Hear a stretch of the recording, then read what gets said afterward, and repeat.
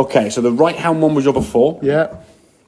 Shaft leaning a bit further forward than the ideally you want with the driver, okay? You want the shaft to be kind of pretty much vertical with the driver. Yeah. You've got 10.5 degrees of loft. Yeah. You start putting your hands further forward, you're just taking all that loft off it, okay? Yeah. And then either in the swing, something has to happen to kind of add that loft back up, which can often be I'll lean back and look for it kind of thing, or I'll lift the arms, or do whatever you want to do. And it can, again, it's two wrongs making a right. And every now and then you get a good shot with it. You're like, oh, that's great. But what have I done to cause that good shot, okay? Ideally speaking, as I say, a bit more vertical there. The issue then in terms of the swing, and I think partly because you're trying to almost protect that right shoulder and that sort of rotator cuff, limited movement, and you actually said, I go back shorter and then try and get through it for more control, okay? So your backswing length now was about there, okay? So we put a line through your shoulder. Yeah, it's about there, I guess. So 70-ish degrees from kind of where the 90 would be. As a result of that, then you try to sort of get through the ball. You shove your body at it. You lunge at it. The clubs get left behind. It's a powerful hit. A lot of energy being used, but in terms of speed of the golf ball, it's reducing. Your face left open, hands in front. It's a weak low cutty out to the right there, okay? These movements here now, your practice swings, okay? Start, and this is what you want to try and do in your practice, okay? So you make exaggerated practice swings before the shot, okay? There's a bit of a head sway, but look at that turn there now. Yeah. That's turn the back, so you turn your back to target. I can see my right shoulder. Well, exactly, but there's no pressure on that right shoulder doing that. No. The pressure you were putting, if you try to get the golf club from here up round here more, kill me. It's going to hurt your arm. And so by your arms just doing this doesn't hurt your shoulder at all. No. Doing this will give you a little bit more. So if you get to that shoulder position, the club might be up here if you had the rotator cuff range of motion. But you don't, so it's fine. And I'm so 62. Exactly. So the fact your club is a bit short of horizontal means nothing because you still made a full shoulder turn.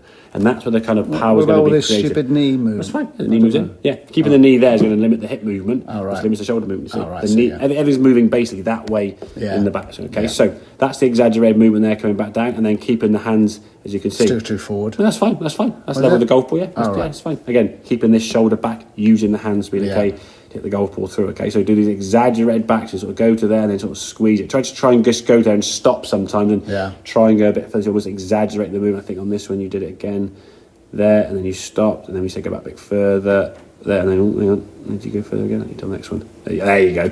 Now your head's kind of turned a little bit. That's fine. Just getting that feeling of getting that right hip, belt buckle, shoulder out of the way, and feel that squeeze. So when it actually comes in the golf ball, what we generally expect you be kind of halfway between the 110 you'll get in there and the 70 you'll get on that right hand one, which would be about 90 degrees. Okay, so when you then step to the golf ball, all goes pear shaped. Exactly. The white thing gets in the way, doesn't it? So that's better. Do we get to 90 degrees? Oh, back a bit, gives a bit of a doubt. Yeah, it is about that. Pretty much, yeah. It's certainly more than that one there. If we get all these lines out of the way so we can see it clearly. I would say your backswing on that left-hand one is certainly more. Your right arm's behind your head near enough. Your knees come in, your hips are going out of the way.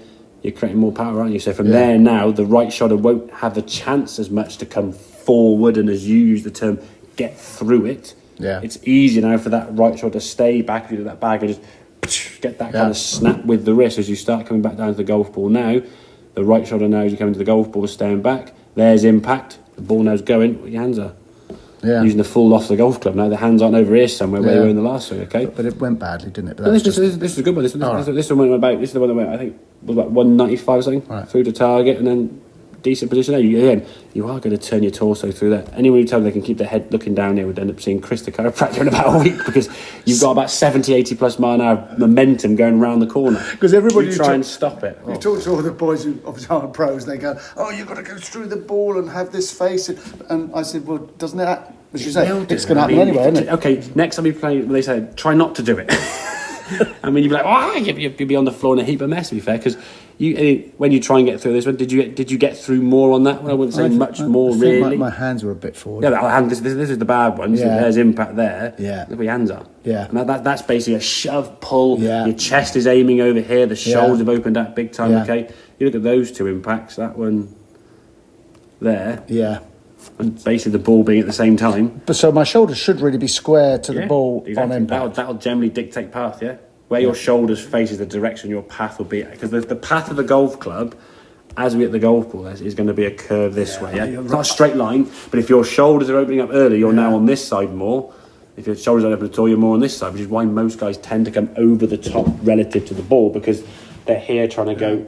I don't know if what you just said then. I know that it does feel like that. I feel like this. I'm going trying to hit it and trying to keep your head down and trying it down on the go. All this kind of There's a phrase in golf that often talk about the pros called early extension, right? Yeah. The pros, when they hit a golf ball, they want to extend up. Yeah. That's lifting the head, getting the chest up, which is the most clever. Lift your head, kind of that. They're trying to keep the head down, stay down here somewhere, and forward. I was watching the Open and one of the players, I can't remember, it might have been Cameron Smith. Yeah.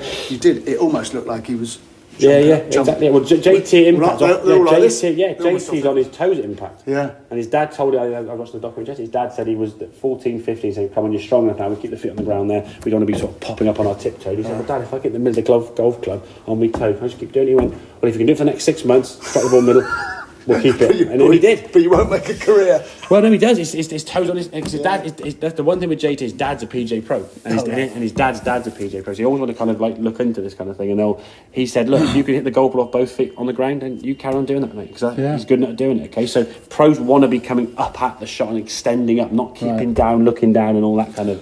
So for practicing, when I'm doing it, I mean, go on. Yeah, exactly. The practice is biggest. The primary thing is the big turn. Exactly, the big turn, but at the same time looking where your head is. Okay, you can a good one you can do there. You can sort of do up against the wall there, forehead on the wall, and just try and squeeze your shoulders this way. So if you move, then you just scrape against the wall kind of thing. So you get that feeling of how big a turn you can make. You can do without your golf club. The golf club. Yeah, exactly. How much you can exactly because you can make that move. You've got the range of motion there more than enough. Yeah.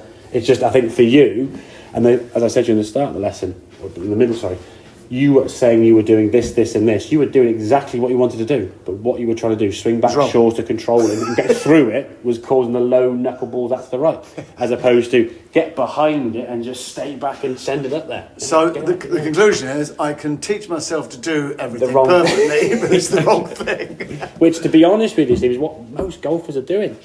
Yeah, have a few more. That's fine. But does that make sense, though? Yeah. Yeah, it does. Good stuff.